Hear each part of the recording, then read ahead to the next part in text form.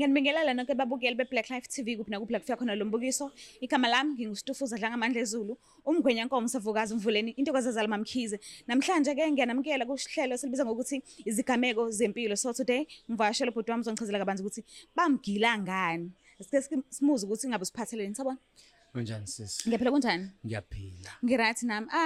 Ngicela isibongo sakho nendawo obuya kuyona ngokuhlala. Ngumthembu bekade ngihlala eGoli. Oh okay, manje usuhlala la eNatal. Sengingaphethekile. Ngokusebenza?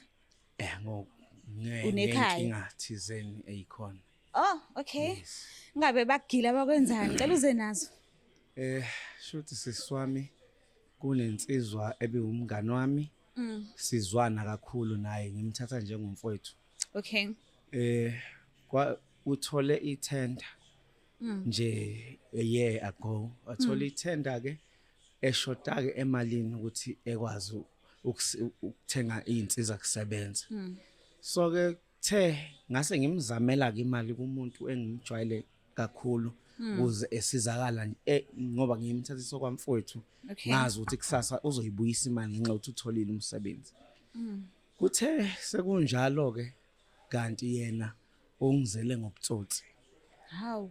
Okay. Egcineni sengimsizile akasafuni ukubuyisa imali yabantu. Mind you akusiyo imali yami and imali enkulu. Into ke siyinkinga okuyiyona ke engibekela ukuthi mina njengamanje umnikazi wale mali umuntu ogxatshelwa ikhanda vele. So angilali amakhola lokho engena and ngiyezwa besho ukuthi engizwa ngabo ukuthi bayasho ukuthi uhlale efunga ukuthi lapho esiyobonana khona ngoba inkinga enkulu ukuthi ke kwenzeka nje yonke lento lena sekumele ekhokhele ke back bese ngithathe isinqumo sokuthi ngizoyikhipha kimi uma ngihola ngilokho ngikhokha kancane manje ke into ekube yibhadi kwamsebenzi lowo awusekho uphelile. So ke kuze ngisuke le ngibuye ngapha nakhona ngizama ukubaleka ngoba ngiyabona ukuthi sekunzima ngisho ukuhamba nje normal. Awusakhululekanga. Angisakhululekile. Yeah, kunzima nje. Imali yini le ombolekela yona? Imali engambolekela yona kwabo 150,000.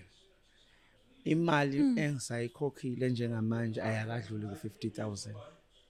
So kusasinda kuyehlela ngoba into ke esinzima kakhulu indaba yokuthi umsebenzi awusekho. So akusekho ukuthi ngimkhokhele, akukho lapho engathi ngithatha khona ngihlanganise ngoba kusamile kuthulekile akwenzeki lutho isikhathi kwamanje. Uphi yena ubafo lo ombolekele? Akasatholakali. Mase ngizwa ngomunye uzakwethu wathi vela akaqala ukuyenza leyo nto ukuthatha engabisabuyisi. Mina ke bengingazi ngoba bewumuntu okhombisa ukuthembeka kimi. Ingakho ngaze ngathatha isinqumo sokuthi ngimiyele kumuntu engimaziyo engazi ukuthi uyasizana ngeimali but ngiyazi ke nendlela abasebenza ngayo uma usukubolekile. So wayengithembise nje ukuthi nje mekuke kwaphuma lezi imali zokusebenza uyona into yokuqala kayoyibuyisela.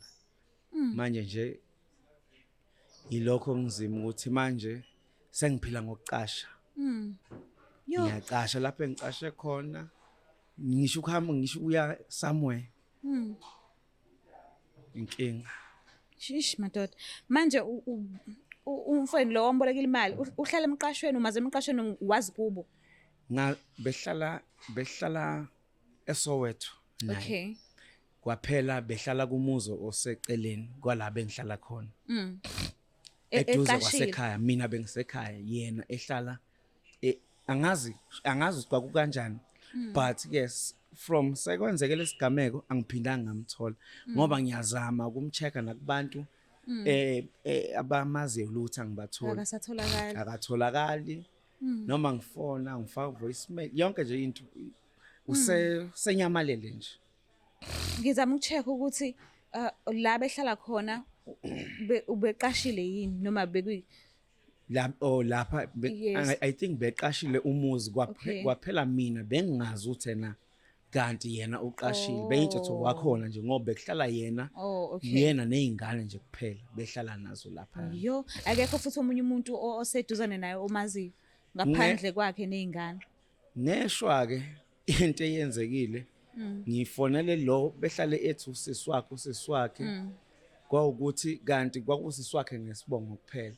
Hawu. Mase sengithola kahle manje kimi wakuveza njengokuthi usisi wakhe Azalwa naye. yes I think shothi kwakuyizo futhi ezinye zeindlela zokungiqola ngoba manje yena uyatholakala and uyasho ukuthi akamazi ukuthi ukuphi. Yo. Ileyo nje inkinga engibhekene nayo ngoba manje inkinga isekume ngokuthi ekhokhelekeni kwalomuntu ngenxa yokuthi nami etohweni sekuyabheda.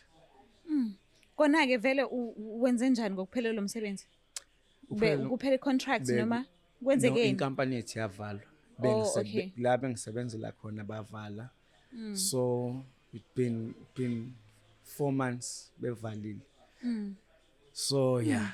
Ngabe usa-apply mhlawumbe kwezinye indawo Ngi-apply akwenze kulutho ngathini okunye kuyafika ku-regreta but nje so far akukho lapha engisabizwe khona ke okungenani kwa-interview akukho nhlobo. So uma ngase kuthiwa kuyenzeka uyayibona le video lo bhuti ungafisa ukuthini kuyena? Nje ngifisa ebe neqiniso. Ilokho engifisa ukuthi ekwenze. Because uwena phela sengozini manje. Ngoba mina inkinga sengazithi mina engadla le mali. Futhi kusatshiswa mina ngoba ngisho ngimchazela lo muntu cha nangumuntu ngoba ngaya naye ngicela le mali le. So manje yena igama alikhipha ukuthi wena. Ezefika nje futhi uyasho ukuthi ngakutshela ngathi ena nginika ngoba ngithembe wena. So ilokho nje okuyinkinga. Angazi ukuthi lokho akwenza noma aqala ukwenza noma uhlale eqola abantu ukuthi lento akayenzile ibhlungu. Yo. So lo muntu lokho ekufuna kangaka umashonisa lo mhlambe yini ongafisa ukuyigcizelela kuyena ke? Hey siswami. Sengikhulume kakhulu naye. Ngimcela ngimbonisa and ngikhombisa nokuxolisa kwami kuye. Ngokwenzeka ngifisa azi ukuthi nami ngangithi ngisiza umuntu osenkingeni. Angaze ngimazi ukuthi kanti uyiqola ekugcineni. Njengamanje sengiphila ngokucasha. Ibhlungu lento yokuphila ngokucasha. Phila ngokucasha kubhlungu ngempela siswami ngoba amagama kawakhiphayo anzima kakhulu. Nanoma ubani impilo lesikhuluma ngayo. So yo mhlambe liphi igxathu ongafisa ukuthatha njengamanje noma indlela ongasizakala ngayo ufisa ukuthi kwenzekeni?